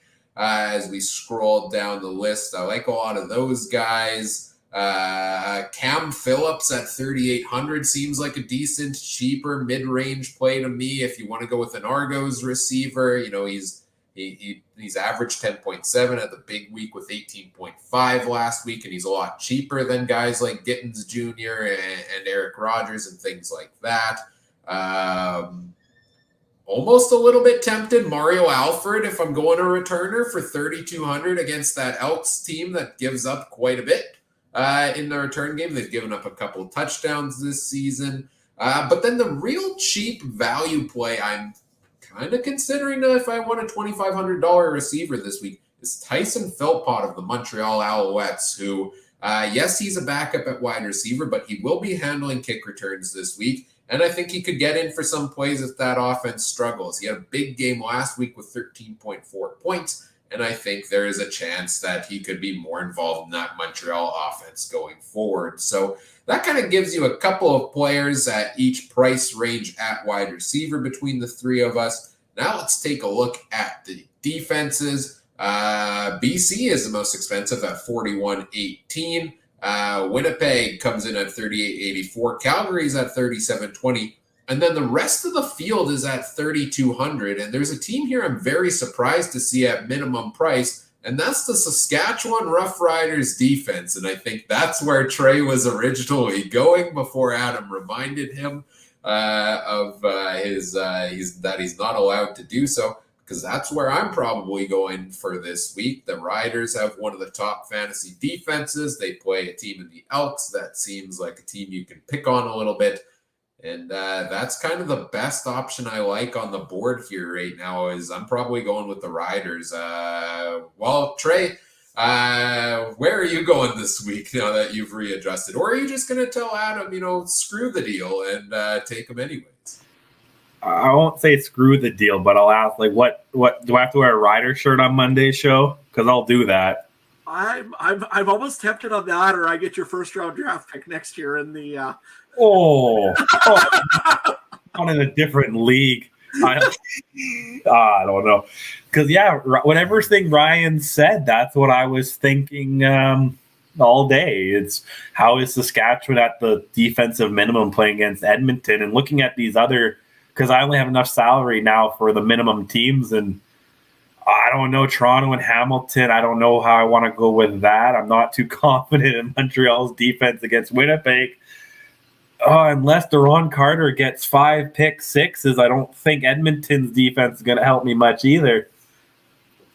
I might just have to take Saskatchewan, and whatever negative, whatever comes my way, I'll just have to roll with it. But if you have the money, then I would probably look at Calgary, Winnipeg, BC. If you save that, I think they're worth it if you've saved some pennies. But if you're not in the Nathan Rourke Hall of Fame voters yet, maybe you could fit some of those guys in, Adam. You know what? I was going to say, Trey, I think we could let the fans decide what your punishment will be on Monday, just to see what they give you over on the side here. So chat. Say what Trey needs to do for his punishment for thinking about picking the Saskatchewan Roughriders defense. And Monday he'll have to eat up. So the callback on this, the reason this started, by the way, is didn't Trey pick the Riders defense one week and they dropped a complete dud and Trey vowed he was never picking the Riders defense again? And I keep reminding him of it every time that he even thinks about this. Now, that being said, as somebody who needs you to win your matchup this week, I say screw the deal. Pick the Riders defense. Oh, don't worry. We can think of an appropriate punishment at a time and place it your choosing. Anyways, for my defense, I'm taking Saskatchewan. I mean, who wouldn't take Saskatchewan? It'd be a crazy move not to take Saskatchewan. Hey, I like that one from Chris. Hey, maybe you should paint your face green. I like these ideas. Just keep them coming, guys. Save it for the Labor Day bet.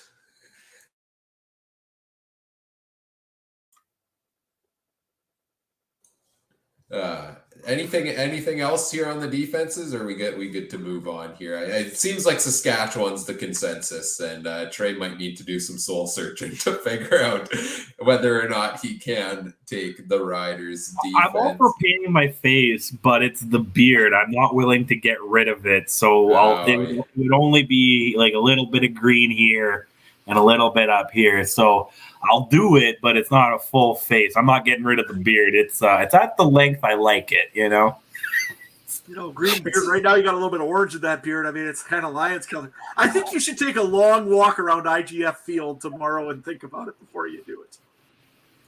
Oh man, I never thought I'd actually have to pick Saskatchewan. Out of all the stupid bets I make on a daily basis, I thought that would have been a safe one, but now it's come to bite me. And because I like my team, and if I don't have a defense, I get DQ'd, right? So I gotta do something. No, we'll see. It's probably going to be one of the two green teams. I'll probably leave it till Saturday night, and then around 8:50 I'll say, "Okay, Deron Carter needs a couple pick sixes for me." I will say, if you are looking for another $3,200 defense, I would maybe lean Toronto. Hamilton beat up offensively. Matt Schultz getting the start, doesn't have a ton of time as a starter, as much as I believe in him there, and the Argos have put up some defensive points. So I'll give you that, Trey, if you need an alternative option. I can handle painting my face a little darker blue on Monday. I can handle that. All right, let's move on to our betting segment here, making our picks against the spread. Of course, this segment of the podcast is brought to you by BetStamp. There are so many different sports books out there these days. Each one offers you different prices on the same game. How do you ensure you're getting the best value? Well, BetStamp provides you the info at no additional cost. It's all free. You got to just simply pull up the game on the BetStamp app, as we will do here shortly. See the odds offered by each of the different sports books for that game. Help you place your bet that will maximize the return for the pick you're making. If you're making a pick, you want to get the most money back if you are confident in the team you're picking. And if you find some odds you like, you can sign up straight through the BetStamp bet link page for the site. Make your bet on the corresponding betting affiliate. If you want extra insight before you place your wagers, you can see what others are picking. You can see what we're picking over on the commission-free BetStamp marketplace. Search, I think it's CF Countdown Pod over on there as well. You can find our consensus picks each and every week. And through BetStamp's verified bet tracking, you get the guarantee that those odds are verified and legitimate. Visit betstamp.app today or download the free app from your local app store. Sign up with referral code CFC. Best of luck with your wagers. And remember, always bet responsibly as we turn things over to our resident betting expert, Trey. Take it away with our picks this week. What do you want up on the screen here? Do you want to start off with our results so far this season? Or you want to put up the results so the people at home, to know who to listen to a little bit. So we'll start up with, I think I said, Adam first, currently third in the standings. It's really respectable.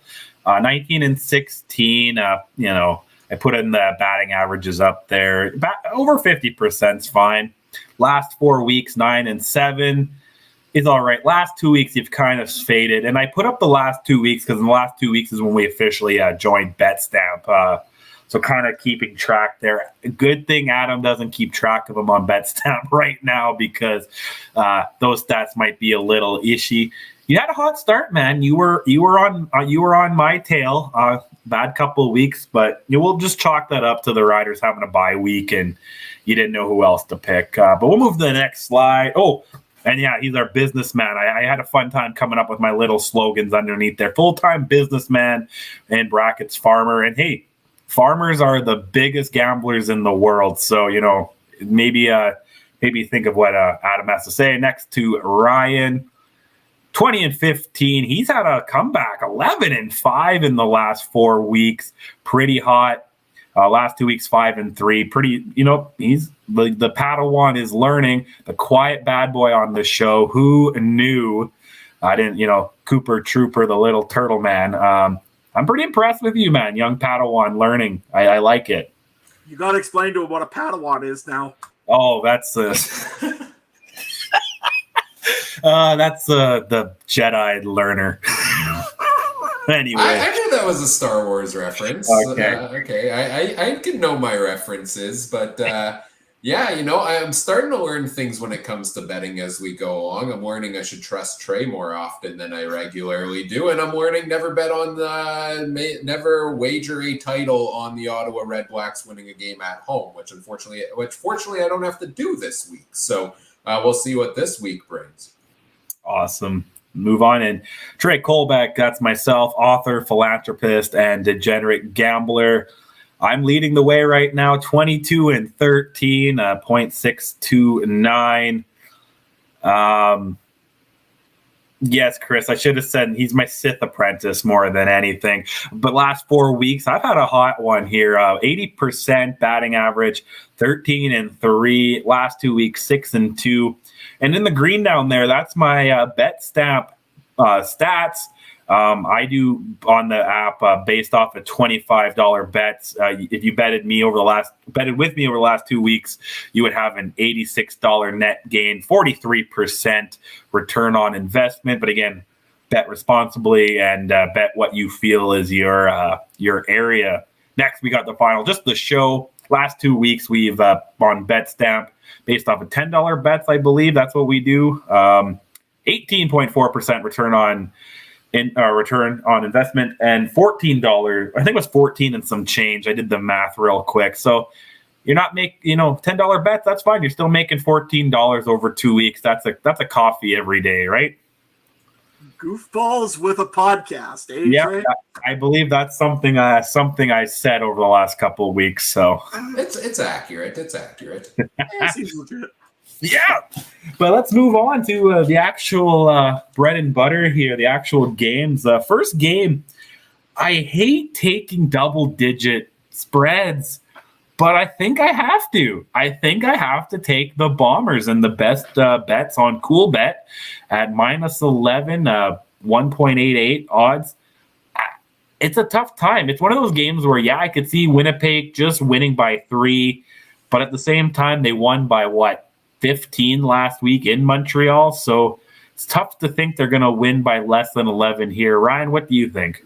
Well, first of all, I think we had some questions last week about the numbers that show up on this screen, where it was like -110, +110. We switched them up. We reconfigured it here, so it's showing the decimal amount. So Winnipeg at -11 for 1.88. I believe that's if you bet $10 and win, you would win an additional $8.80. Do I have that right, guys? Does that sound right? I think that's what that is. Yeah. So yeah, we're looking at Winnipeg -11 or Montreal plus 11.5. Oh, I hate these spreads so much. I never want to pick a team to win by 11, but I feel like I kind of have to. Yeah, I'm going to go with the Bombers here at home on this one. I'm really high on them at home, and I think they can deliver it. And it'll get to the fourth quarter, and then they'll put the pedal to the metal once again. Adam?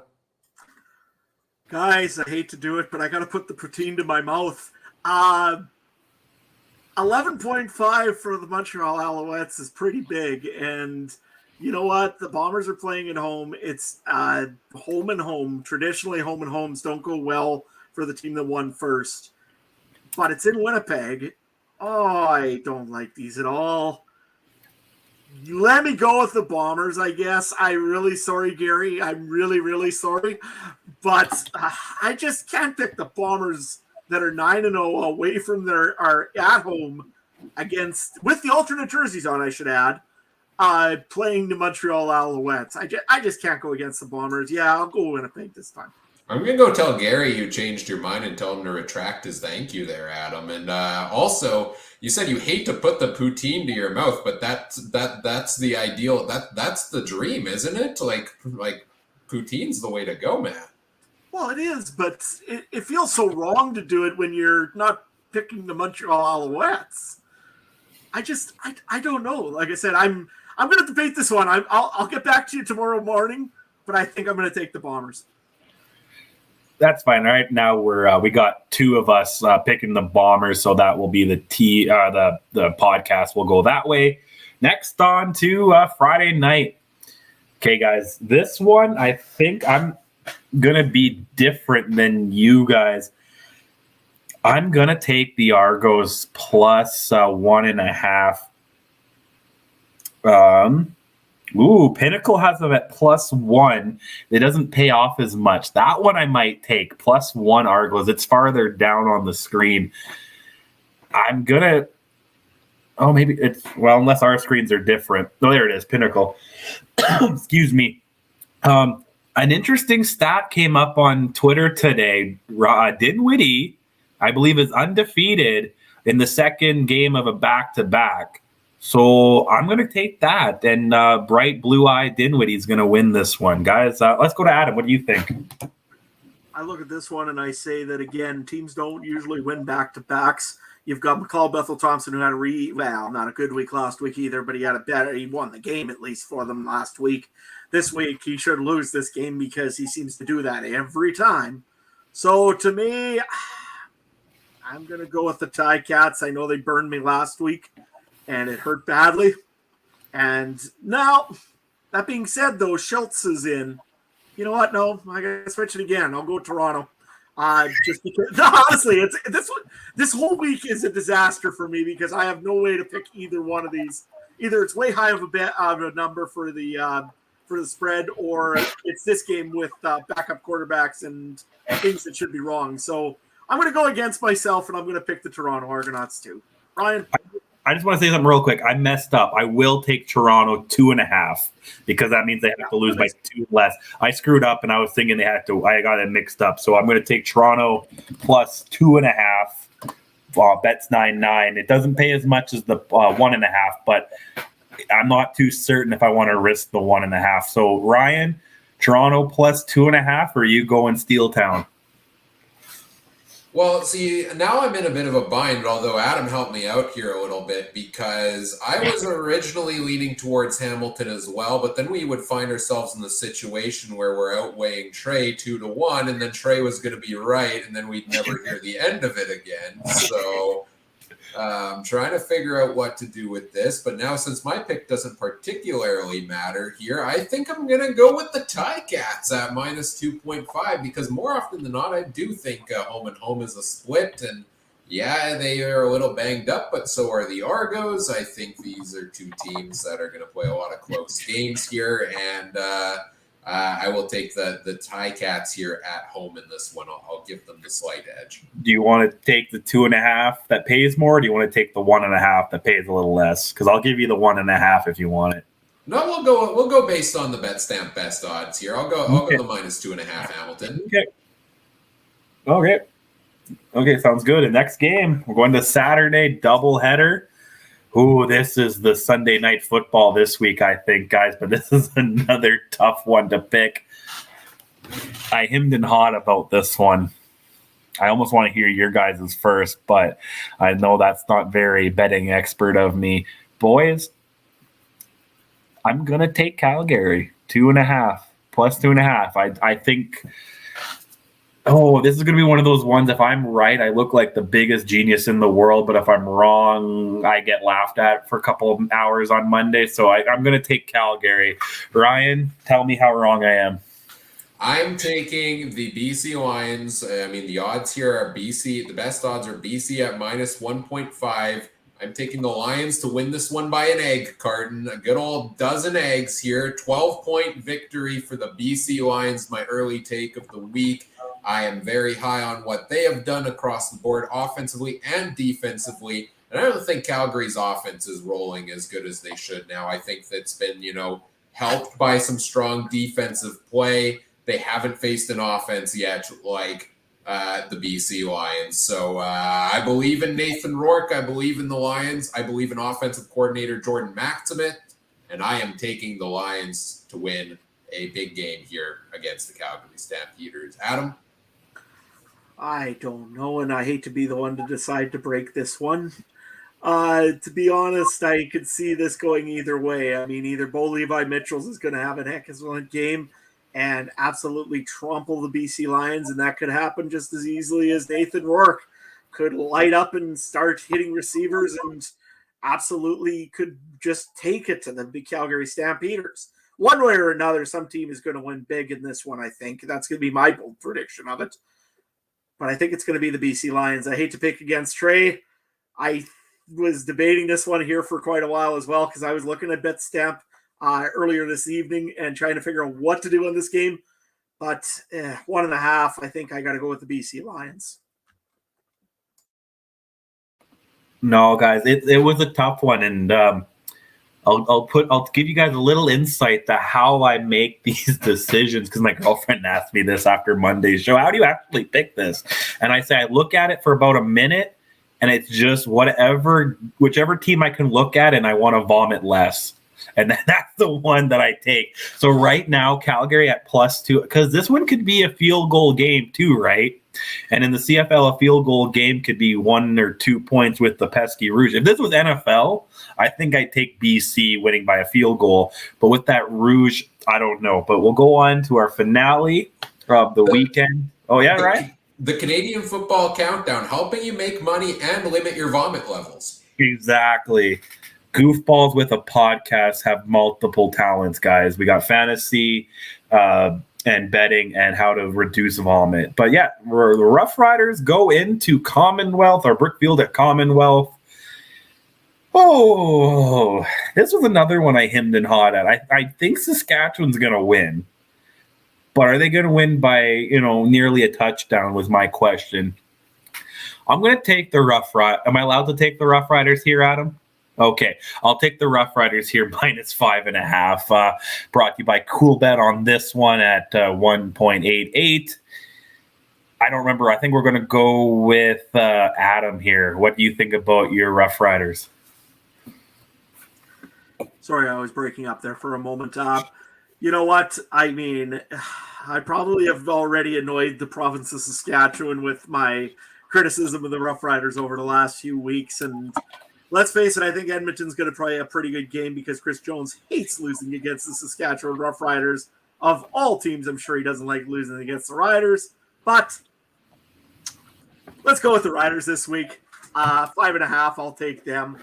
And hopefully I can enjoy a good Slurpee out of a Saskatchewan Rough Rider Cup later on. Ryan?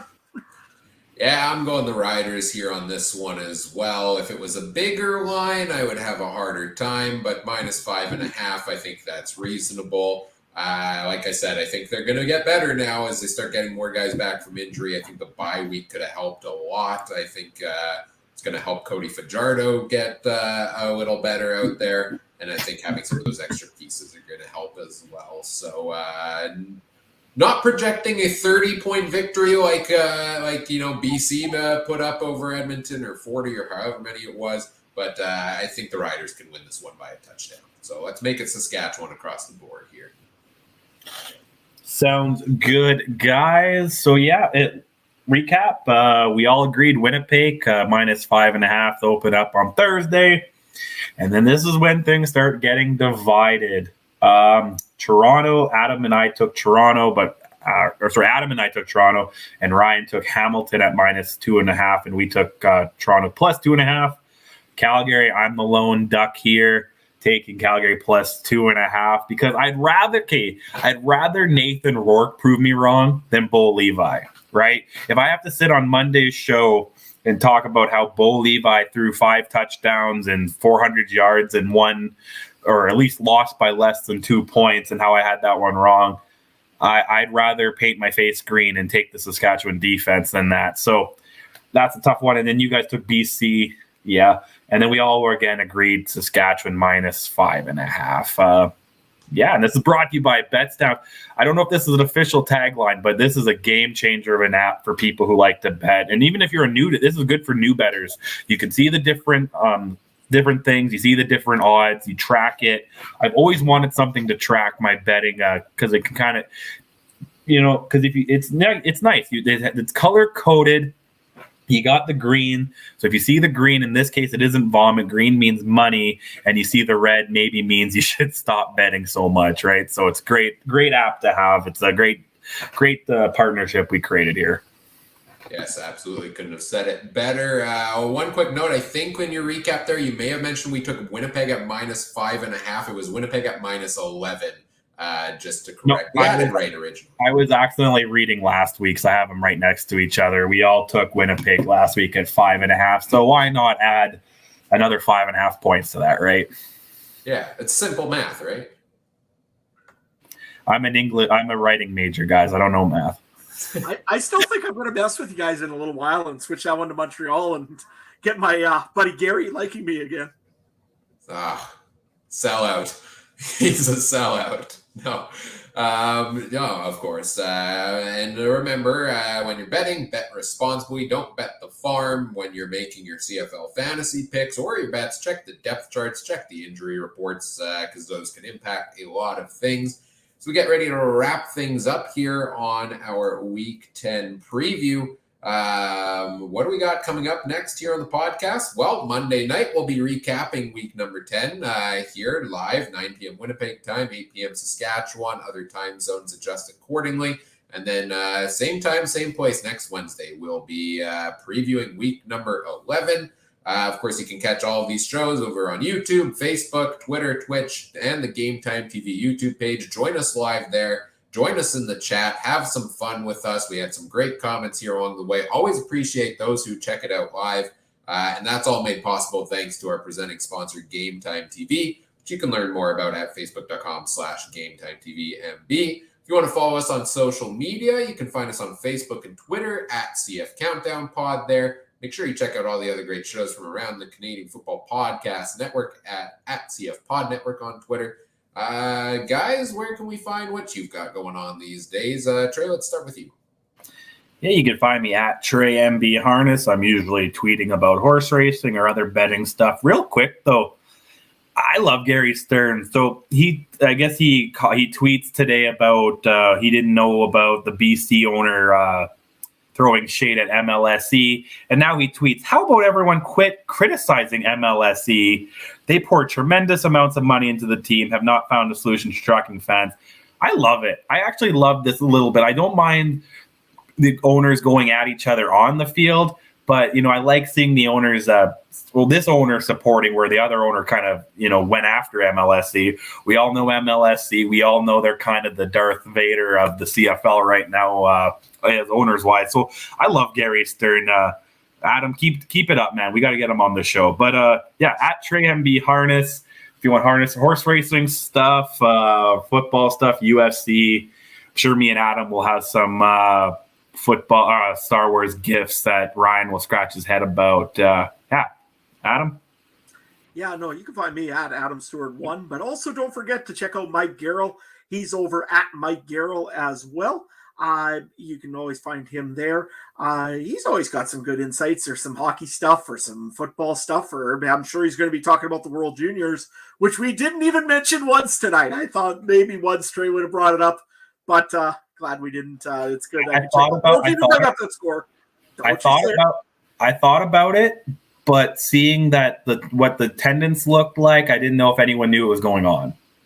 So, just kidding, Mike, because I know Mike was talking it up last week, and hockey. Good on Hockey Canada for at least in the international for at least trying to get this in probably the worst time of the year to play hockey. But yeah.